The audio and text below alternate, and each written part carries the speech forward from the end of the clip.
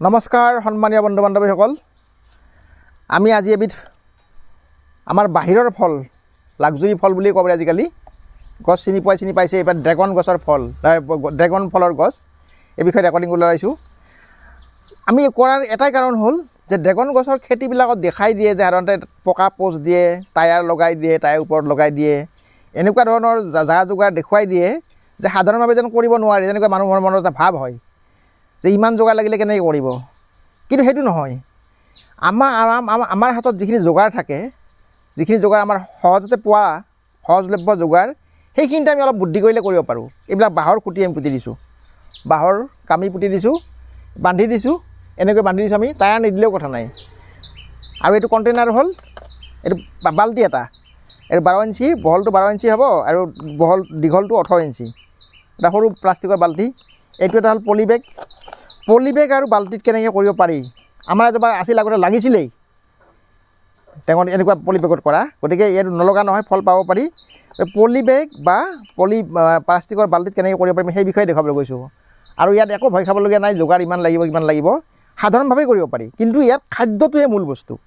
আলমতকৈ আলম এটা দিব লাগে, কাৰণ এই হাউলি যায়, ভাঙি যায়, বস্তু নিজে থিয় হৈ থাকিব নোৱাৰে কাৰণে আলমটো দিব লাগিব, ছাপোৰ্ট দিব লাগিব।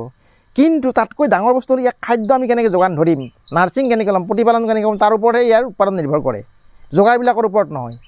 গতিকে সেইটো কথা বিশেষ মন কৰিবলগীয়া।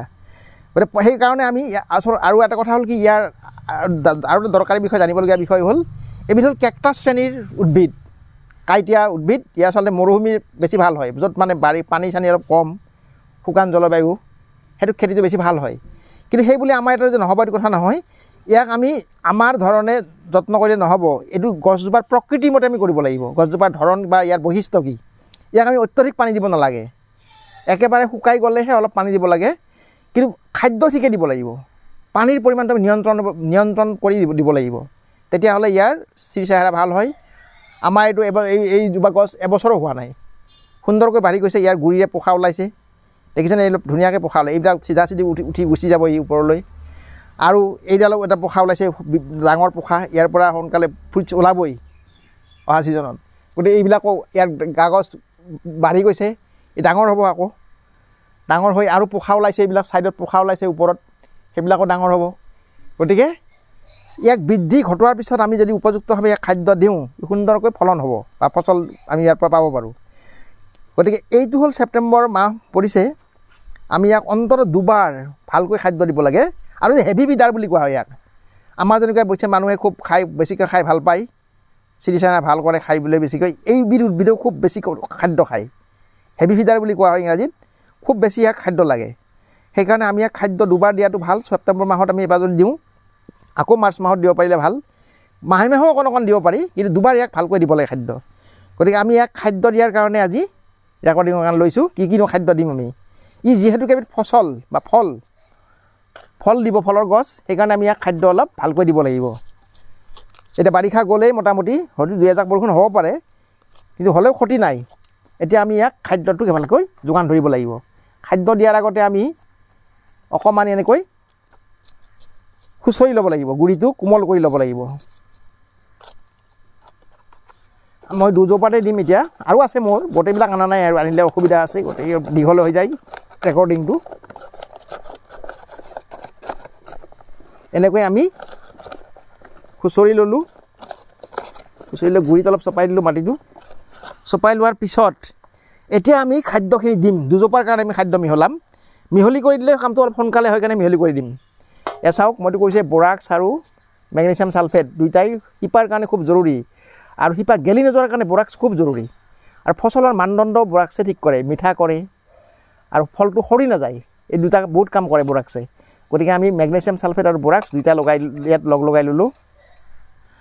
তাৰপিছতে কেলছিয়ামটো খুবেই জৰুৰী ফচলৰ কাৰণে, ফলৰ কাৰণে।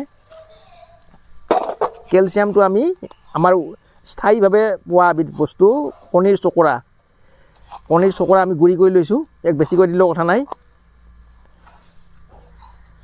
তাৰপিছতে খলিহৈটো জানেই, ফলৰ গছত খলিহৈ লাগেই উৎপাদনৰ কাৰণে, আমি খলিহৈ 2 মুঠিমান মিলাই লৈছোঁ। তাৰপিছত আমি বেমাৰ আজাৰৰ পৰা মাটিৰ বেক্টেৰিয়াৰ লগতে সাৰো হয়, নিম খলিহৈ এচামুচমান মিলাই লৈছোঁ। আৰু এইটো খুব দৰকাৰী, বন মিল ইয়াত দুমুঠিমান বন মিল আছে, ইয়াক লগাই ল'লোঁ, মিহলাই ল'লোঁ। তাৰপিছত এয়া চিউইড ইয়াতে 2 চামুচমান আছে, এইখিনি মিলাই ল'লোঁ। গোটেইখিনি দিব পাৰোঁ কণীৰ গুড়ি, ইয়াত ক্ষতি বেছি হ'লে ক্ষতি নাই। এই গোটেইখিনি আমি মিহলাই ল'লোঁ। চিউইডটো বহুত দিনলৈ থাকে, সাগৰীয় উদ্ভিদৰ পৰা বনোৱা জৈৱিক এটা উপাদান। ইয়াত উদ্ভিদৰ বহুত লাগতিয়াল মৌল থাকে, গতিকে চিউইড দিব পাৰিলে ভাল আৰু নাথাকিলেও কথা নাই যে দিবই লাগিব কথা নাই, বাকীবিলাক দিলেই হ'ল। বিশেষকৈ সৰিয়হৰ খলি হয় আৰু বন মিল খুবেই জৰুৰী ইয়াৰ কাৰণে। বাকী আমি পটাছিয়ামৰ বেলেগ উৎস এতিয়া নিদিওঁ আজি, পিছৰ মাহত আমি হয়তো দিব পাৰোঁ। গতিকে এতিয়া আমি এই বস্তুখিনি গুড়ি তেনেকৈ ঘূৰণীয়াকৈ দি দিম।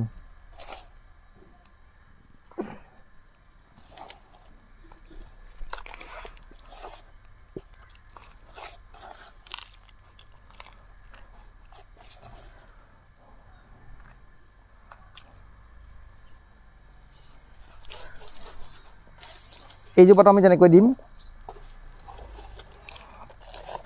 এইজোপাৰ অলপ সৰু গছ, ইয়াত অলপ কমাই দিলেও কথা নাই, কিন্তু এতিয়া ই এনেকৈ ফণা বাঢ়ি আহিব, সুন্দৰকৈ বৃদ্ধি হ'ব। বৰষুণৰ যিহেতু পৰিমাণটো কমি যাব, জলবায়ুৰ তাপমাত্ৰা কিছু কমিব।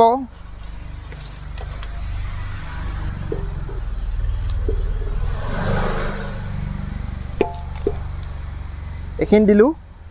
দিয়াৰ পিছত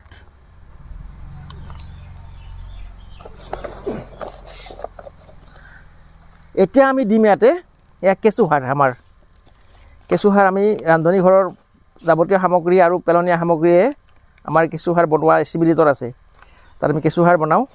এই কেঁচুসাৰখিনি অত্যন্ত উপাদানৰ, ইয়াৰ মৌলিক উপাদান আছে। এই কেঁচুসাৰ দিম আমি। মুঠতে খাদ্যৰ মানদণ্ডটো খুব উচ্চ হ'ব লাগে, যাতে গোটেইখিনি বস্তু পায় আৰু।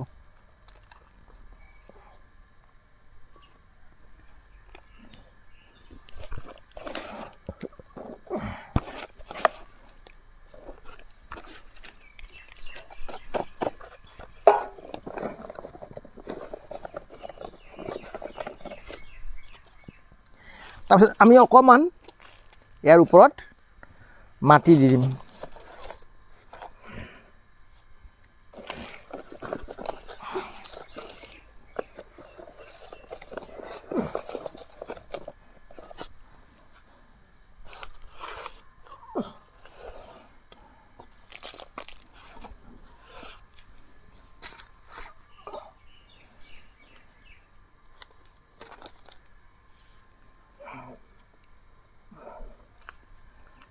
পানী দিলে এইবিলাক তললৈ বহি যাব।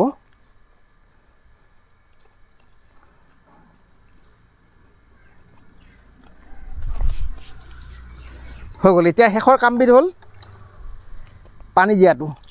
মইতো আৰম্ভণিতে কৈছোঁৱেই, ইয়াক অত্যধিক পানী দিব নালাগে, সীমিত পৰিসৰত পানী লাগে। ইয়াক চাব লাগিব যাতে কেৱল মাত্ৰ জীপটোহে থাকে, একদম তিতি পানী ওপৰত উপঙি থাকিব নালাগে, অলপ জীপাল হৈ থাকিলে হ'ল।